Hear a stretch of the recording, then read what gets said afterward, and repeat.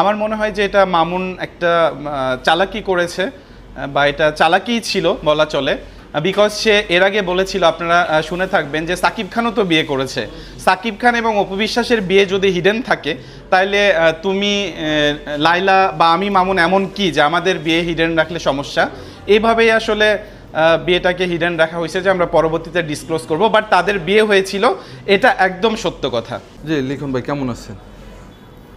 আলহামদুলিল্লাহ, আমি ভালো আছি। আপনি ভালো আছেন? জি আলহামদুলিল্লাহ। ভাই একটু শেয়ার করবেন যে বিশেষ করে লায়লা এবং মামুন সংক্রান্ত যে বিষয়, জি, আমরা ইতিমধ্যে দেখতে পেলাম যে আপনি মামুনকে নিয়ে কিছু কথা বলতে চান বা বলেছেনও। আপনি একটু বলবেন যে আসলে লায়লা মামুনের যে সম্পর্কটা, এ বিষয়ে কতটুকু জানেন আপনি, এবং তাদের যে এই যে সম্পর্ক দূরত্ব হলো, এই বিষয়টা আপনি কতটুকু জানেন, একটু জানাবেন আমাদের।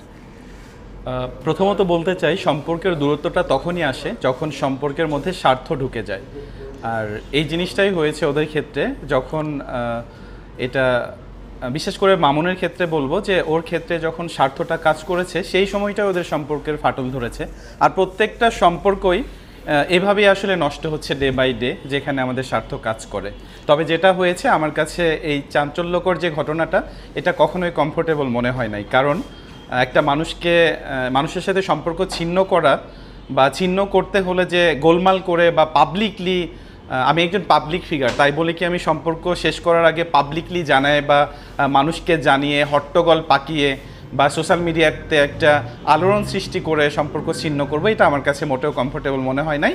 এটা অবভিয়াসলি তাদের রং একটা ডিসিশন ছিল, রং কাজ ছিল, যেটা সামাজিকভাবে খুব অবক্ষয় ডেকে এনেছে, অ্যান্ড সমাজের ওপর এটা খুব বেশি করে ইম্প্যাক্ট করবে। আচ্ছা, এই যে লায়লা মামুনের যে বিয়েটা, আমরা যতটুকু দেখলাম কাবিননামার যে ব্যাপারটা আসলো, ওটা নাকি মামুন ভুয়া একটা কাবিননামা তৈরি করে তার সাথে বিয়ের বন্ধনে আবদ্ধ হয়েছে। আসলে এই বিষয়টা আপনি কতটুকু জানেন? আসলে এই বিষয়টা কি, বিয়ের কাবিননামার ভিডিও আমি এর আগে আমার আইডিতে পোস্ট করেছিলাম, আর আমার কাছে যেটা ছিল সেটা রিয়েল ছিল। আর বিয়ে তো অবশ্যই হয়েছে।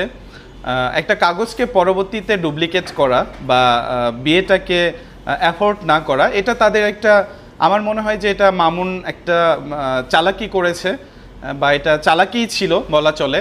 বিকজ সে এর আগে বলেছিল, আপনারা শুনে থাকবেন, যে সাকিব খানও তো বিয়ে করেছে।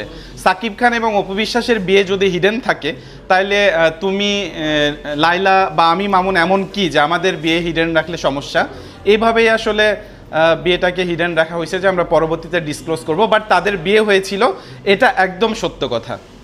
এবং একটু বলবেন যে আসলে এই বিয়ের সময় যখন বিয়ে হয়, আপনি পার্সোনালি সেখানে উপস্থিত ছিলেন? আমার আসলে স্লিপ অফ টাঙে আমি বলে ফেলেছিলাম আগের ভিডিওতে যে বিয়েটা হয়েছিল কাজী অফিসে। আসলে বিয়েটা হয়েছিল বাসাবোতে, এটা হচ্ছে ওহাব কলোনিতে, এটা হচ্ছে সবুজবাগে মেবি।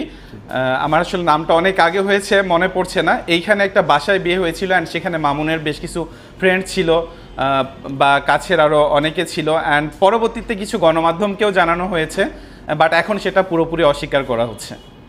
তার মানে কি বিয়েটা নিয়ে মামুন যেটা বলছে, যেটা মানে বিয়ে হয় নাই বা ভুয়া, বিয়ে তো 100% হয়েছে। এখন তারা কাগজটাকে পরবর্তীতে দেখা যাচ্ছে যে কোনো কাগজই ডুপ্লিকেট করা যায়, টাকা পয়সাকে কাজে লাগিয়ে হয়তো বা তারা কাগজটাকে ডুপ্লিকেট বানিয়েছে। বাট আমার কাছে যে পেপারসটা ছিল আমি দেখেছি, ওইখানে কাজী অফিসের সিল ছিল, আর আমার কাছে মনে হয়েছে যে এটা অথেন্টিক একটা পেপার ছিল।